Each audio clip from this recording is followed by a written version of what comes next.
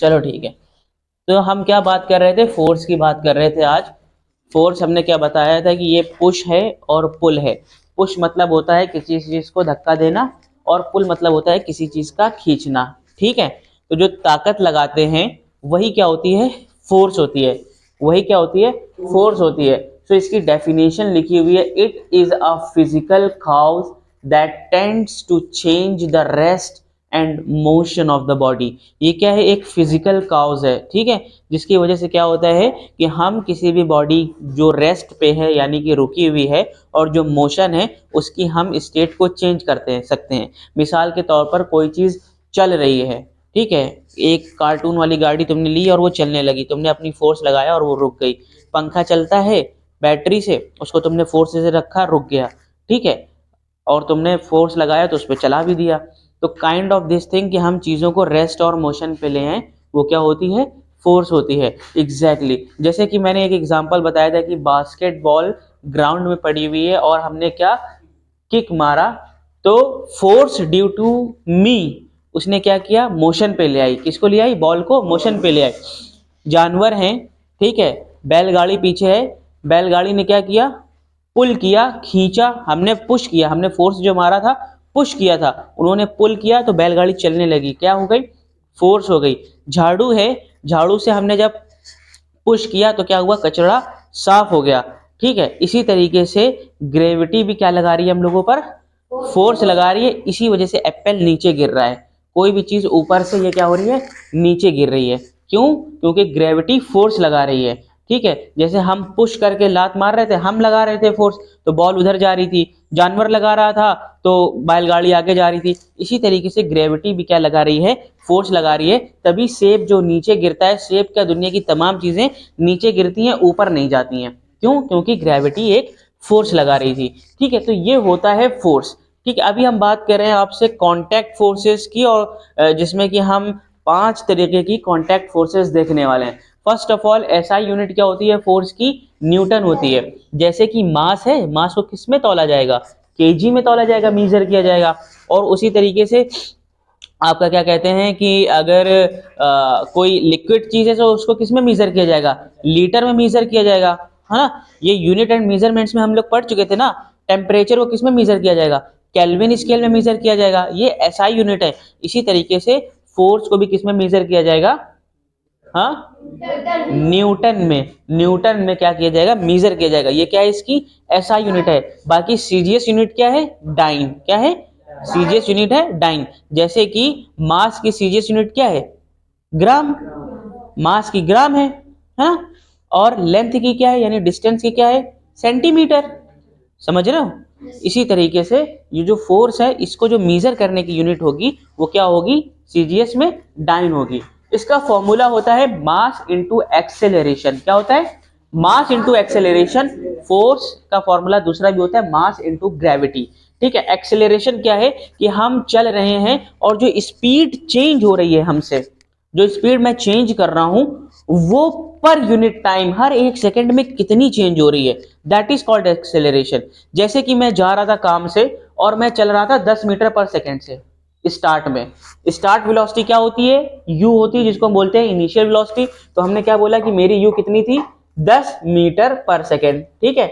और जब मैं पहुंचा एक जगह पे तो मेरी जो वी थी, फाइनल वेलोसिटी कितनी थी, 50 मीटर पर सेकंड। और जब मैंने टाइम लिया इस चेंज का, वो टाइम लिया 10 सेकंड, ठीक है।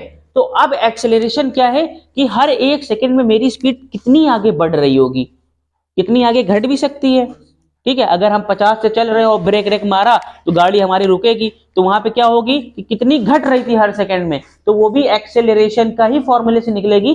बट वो जो आंसर आएगा वो क्या आएगा, निगेटिव, माइनस में आएगा आंसर, मैंने बताया था। और उसको हम एक्सेलरेशन नहीं बोलते हैं, उसको हम बोलते हैं रिटार्डेशन। क्या बोलते हैं, रिटार्डेशन। अगर नेगेटिव एक्सेलरेशन होगा तो क्या होगा, रिटार्डेशन। तो अभी तो ये हो रहा है, तो मैंने कहा अच्छा ऐसी बात है, तो मैंने कहा इसका जो फॉर्मूला हमने पढ़ा था v माइनस यू, यानी change in speed upon T, कितना टाइम ले रही है, तो v माइनस यू क्या, यानी 50 माइनस 10 कितना हो गया, 40, और टाइम ले रही है 10 सेकेंड, तो कितना आ गया, 4 मीटर पर सेकेंड के स्क्वायर के हिसाब से हम क्या कर रहे हैं, अपनी स्पीड को चेंज कर रहे हैं। जैसे कि हम 10 मीटर पर सेकेंड पे चल रहे थे, फिर अगले सेकंड में कितना हो जाएगी, 14, फिर अगले सेकंड में 18, फिर 22, फिर 26, फिर 30, फिर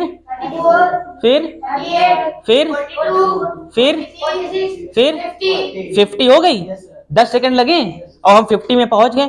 तो एक्सेलरेशन वही है कि हर एक सेकंड में मेरी स्पीड कितनी चेंज हो रही थी, दैट इज कॉल्ड एक्सेलरेशन।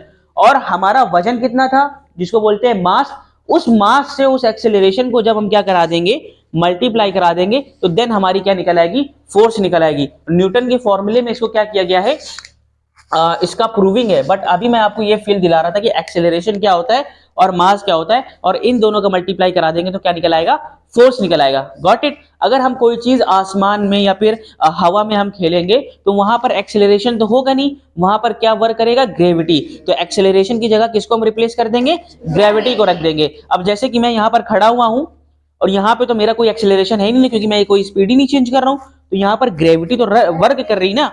तो ग्रेविटी क्या होगी, एक्सेलरेशन को क्या कर देगी, रिप्लेस कर देगी, और वहां पर जो फॉर्मूला बन जाएगा हमारा, मास इनटू ग्रेविटी। जहां पर ये देखो m क्या है, मास है, a क्या है, एक्सेलरेशन है, और g क्या है, ग्रेविटी है। Got it. ओके, एक बार चेक कर लो जियाउल, सही चल रहा है। ओके, नाउ अब मैं बात करता हूं कॉन्टैक्ट फोर्सेस की।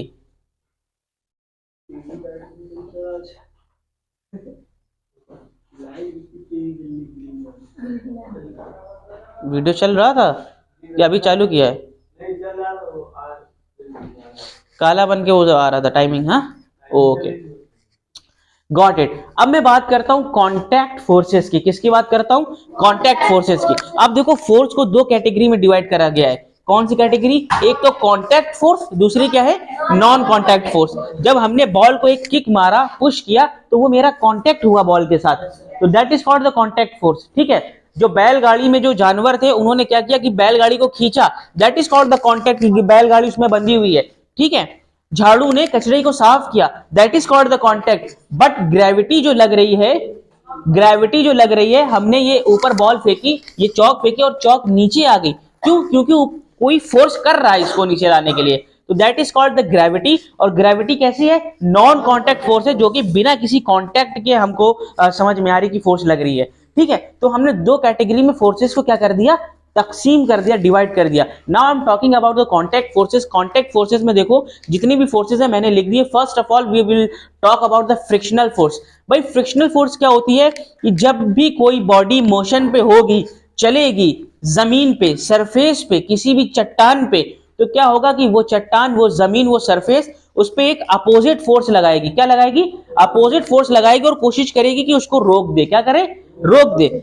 हमने क्या बताया था कि मैंने एक बॉल को फेंकी जमीन पर, अब कोई एक ऐसा पॉइंट आएगा कि बॉल वहां पे रुक जाती है, रुक जाती है ना, रुक जाती। क्यों रुक जाती है, वजह है ना, क्योंकि ये जो जमीन है ना, जमीन देखो फोर्स लगाती है पीछे की तरफ, जैसे कि बॉल आगे बढ़ रही तो पीछे लगाएगी, और जब वो फोर्स उसका कम हो जाता है तो बॉल जाके एक जगह पे रुक जाती है, that is called the frictional force. जैसे कि ये एक बॉडी मास है, एक बॉडी है, उसका कोई वजन है जिसमें हमने लिख दिया m।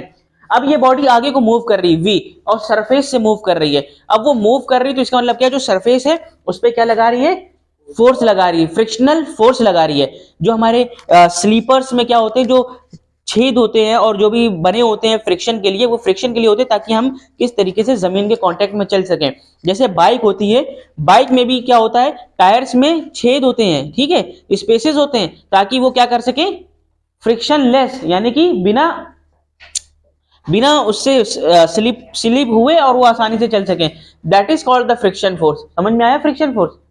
अरे यार फ्रिक्शन फोर्स समझ में आया कि जमीन उल्टी एक अपोजिट फोर्स लगाती है जिसको हम फ्रिक्शनल फोर्स बोलते हैं, और ये हर एक चीज में फोर्स लगाती ही रहती है। Got it? अब नॉर्मल फोर्स क्या है? नॉर्मल फोर्स एक बैलेंसिंग फोर्स है, हर चीज को बैलेंस किया हुआ है। अब मैं ये जमीन पे क्यों चल पा रहा हूं? क्योंकि जमीन में भी मुझको फोर्स लगा रही है, ठीक है। अब ये जो पेन, ये क्या कहते हैं, मोबाइल है, ये इस वजह से यहाँ पे रखा हुआ है, ये नीचे धंसता हुआ क्यों नहीं चला जा रहा है? क्योंकि ये जो टेबल है, ये टेबल इसको फोर्स लगा रही है। टेबल क्यों रखी हुई है जमीन पे? क्योंकि सरफेस इस पे फोर्स लगा रहा है ताकि तुम बैलेंस रहो।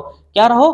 बैलेंस रहो। That is called the normal force, that is called the normal force. जैसे कि ये मास है, एक बॉडी है m नाम की, और वो सरफेस पे खड़ी हुई, जैसे कि मैं खड़ा हुआ हूं, और मैं क्यों नीचे नहीं गड़ता चला जा रहा हूं? भाई मैं तो लगा रहा हूं ताकत, और नीचे क्यों नहीं जा रहा हूं? हमें तो चाहिए था कि नीचे घुस जाता, मैं क्यों नहीं जा रहा हूं? क्योंकि जो जमीन है ना हमारी, जमीन भी हमको उतनी ही फोर्स दे रही है जितनी हम नीचे लगा रहे हैं।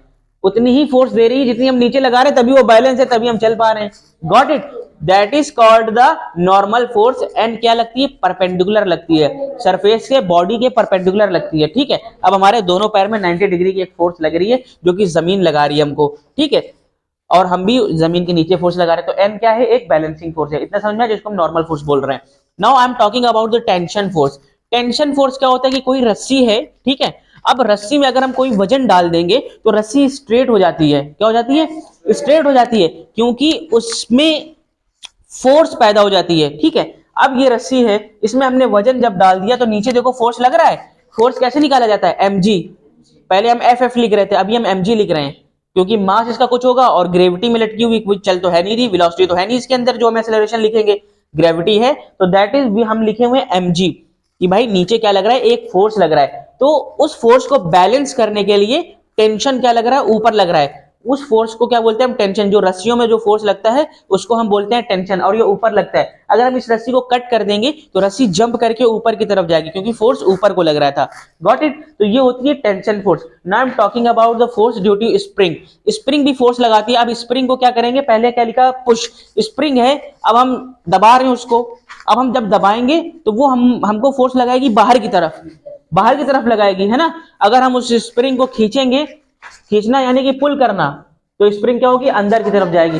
तो जो स्प्रिंग जो फोर्स लगाती है वो होती है एक अलग तरीके की फोर्स होती है, उसको स्प्रिंग फोर्स बोलते हैं। दूसरा है कोलिजन फोर्स। कोलिजन फोर्स क्या है कि जब दो बॉडी मोशन में होंगी, दो बॉडी मोशन में होंगी और आपस में कोलाइड करेंगी, टकराएंगी, तो वो अलग अलग डिफरेंट मोशन में चली जाएंगी। ठीक है, तो that is called the collision force. जैसे कि ए और बी दो बॉडी हैं और ये मूव कर रही थी और ये खुदा ना खास्ता टकरा गई आपस में, अब ये दूसरे डायरेक्शन में चलेगी। जब टकराई तो ये इनका डायरेक्शन चेंज हो गया, मोशन चेंज हो गया, वेलोसिटी चेंज हो गई, तो that is called the collision force. ये तीनों चीजें फोर्सेस समझ में आई?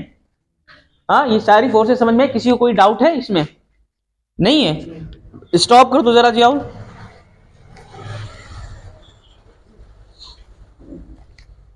Don't forget, hard to like, comment, and subscribe.